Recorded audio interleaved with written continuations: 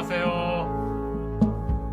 글 읽어주는 작가 다정한 문학. 오늘 시간은 철학자의 산문을 한번 들려드리고 싶습니다.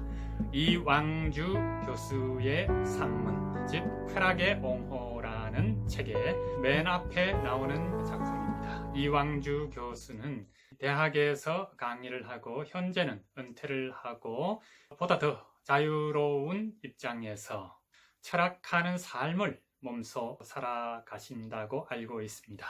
그리고 철학자의 사유하는 것을 산문 형식으로 써서 독자 여러분에게 다가가는 시간입니다. 자, 천천히 캠퍼스를 걷고 일상생활 속을 나아가는 것처럼 여러분과 함께 그 사유의 숲을 헤매볼까 합니다.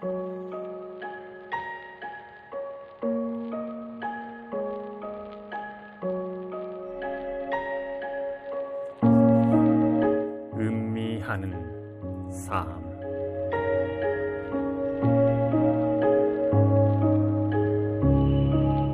내 삶의 원칙은 음미하며 사는 것이다.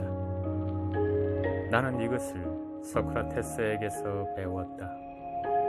소크라테스는 아테네 법정에서 행한 최후의 변론에서 음미되지 않는 삶은 살아갈 가치가 없다 는 말을 인류에게 유언처럼 남겼다. 어떤 대화에서나 대체로 듣는 자, 묻는 자로 머물렀던 소크라테스가 이처럼 무엇인가를 단호한 어조로 주장하는 것은 드문 일이었다. 음미되지 않는 삶은 살아갈 가치가 없다. 무슨 말인가? 이를 이룸의 기쁨, 성장과 번영의 즐거움뿐 아니라 좌절의 슬픔, 쇠퇴와 영락의 괴로움들도 그 마땅한 폭과 깊이에서 느껴져야 한다는 뜻이다. 소크라테스에 따르면 산다는 것은 우리 일상의 모든 켜와 결, 굴곡과 주름들을 깨어있는 정신으로 훑어내는 것에 다름 아니다. 그것을 그는 음미한다는 멋진 메타포로 표현하고 있는 것이다. 음미한다는 것은 맛을 느끼는 것이다. 음식을 맛보려면 예민한 혀가 필요하듯이 삶을 느끼려면 날카로운 자의식이 필요하다.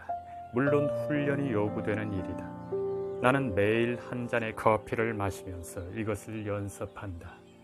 커피 마시기 전에 나는 방문을 걸어 잠근다. 음미하는 일에 순수하게 집중하기 위해서다. 먼저 커피가 담긴 잔을 한동안 바라본다. 그런 다음 향기를 깊게 들이마신다. 미각세포를 긴장시키기 위해서다. 처음에는 반 모금 정도를 마셔서 후광을 충분히 적신다.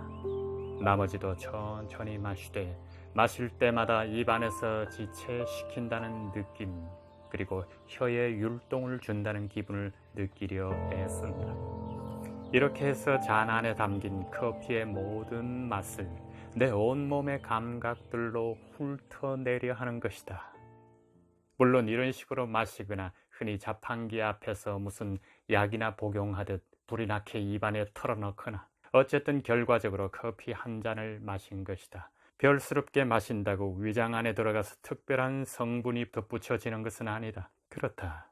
효능만 따지고 성분만 분석하는 과학의 입장에서 보면 커피를 마시는 두 가지 방식에는 차이가 없다. 그러나 소크라테스의 입장에서 보면 한 잔의 커피를 음미하며 마시는 것과 약처럼 입안에 털어놓고 식도로 넘기는 것은 혼동될 수 없는 차이를 갖는다. 음미하는 것에서 우리는 마심을 살아내는 것이지만 목구멍에 부어 넣는 것에서는 단지 마심을 해치우는 것이기 때문이다. 소크라테스가 살 가치가 없다고 했던 것은 삶을 마치 무슨 해치워야 할 과정이기나 하듯이 여기는 사람들의 삶을 말한다. 부어 넣거나 음미하며 마시거나 커피는 위장으로 내려가서는 성분에 따라서만 흡수 분해되는 것 같이 스쳐 지나듯 해치우듯 살아가거나 완상하고 음미하며 살아가거나 어차피 무덤 안에서 한 줌의 흙이 되기는 마찬가지 아니냐고 반문할 수 있으리라. 그러나 흙으로 되기도 전에 벌써 흙처럼 살아서는 안 된다. 살아있는 동안은 어쨌든 인간으로서 살아야 하고, 인간으로서 살아있는 동안은 살 가치 있는 삶을 살아야 한다. 성경은 너희 젊은 날을 기뻐하라고 한다. 소크라테스는 더 나아가서 살아있는 모든 날을 기뻐하라고 충고한다. 나는 커피를 마시듯 내 하루를 살아가려 한다. 깨어있는 시간들 중에 어느 한순간도 목구멍 안으로 부어 넘기는 커피처럼 허망하게 넘겨버리고 싶지 않은 까닭이다. 하지만 해야 하는 일, 만나야 할 사람들 틈에 부대끼다 보면 나도 더러는 그 완강한 일상의 덫에 걸려 허우적거리곤 한다. 그럴 때마다 소크라테스의 충고를 기억하려 애쓴다. 나는 나에게 주어진 삶의 시간을 그만한 양의 커피라고 생각한다. 이미 많이 마셔버렸지만 아직도 꽤 많은 양이 남아있다고 믿고 싶다. 이제 와서 나는 덧없이 마셔버린, 때로 억울하게 엎질러버린 그 소중한 커피들을 아까워한다. 의미 없고 가치 없는 것들을 줬고 허망한 환상에 매달리며 살았던 것이다. 나는 덜 분석하고 덜 계산하고 덜 따지는 만큼 더 느끼고 더 받아들이고 더 열심히 맛보려 애써야 했다. 하지만 남은 커피만은 내 방식대로 마시겠다. 비록 작더라도 내 잔으로 마시겠다는 말이다.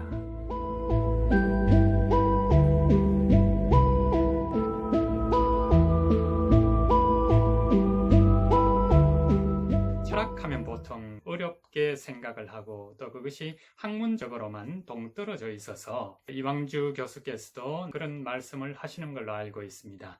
철학함을 철학하지 않고 철학의 역사를 배우는데 시간을 대부분 강의도 그렇고 대학 커리큘럼이 그렇게 소모가 되고 있는 점이 안타깝다. 그리고 아주 어려운 말로 번역된 옛 방식에서 벗어나 이제 국내 학자로서의 소신도 그렇습니다. 철학자가 사유하는데 애를 많이 썼지만 과거에는 일반 독자들이 이해를 쉽게 하기 위한 표현에는 게을리했던 것이 아닌가. 지금은 달라져야 한다.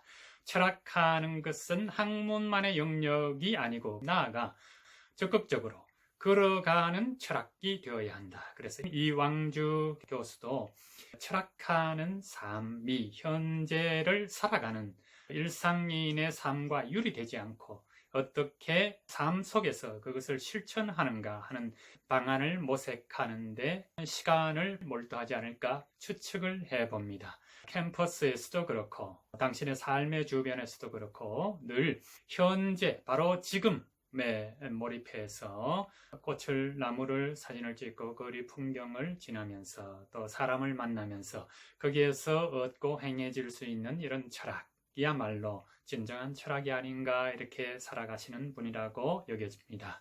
저는 문학도 원래 철학과 한 몸이었다. 태극이 음과 양으로 이루어졌던 것처럼.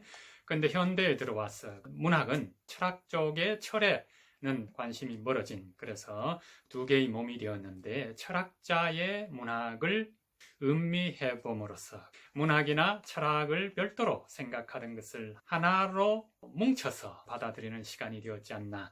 그렇다면 다정한 문학의 시간은 더 제가 한 보람을 느낄 수 있을 것 같습니다.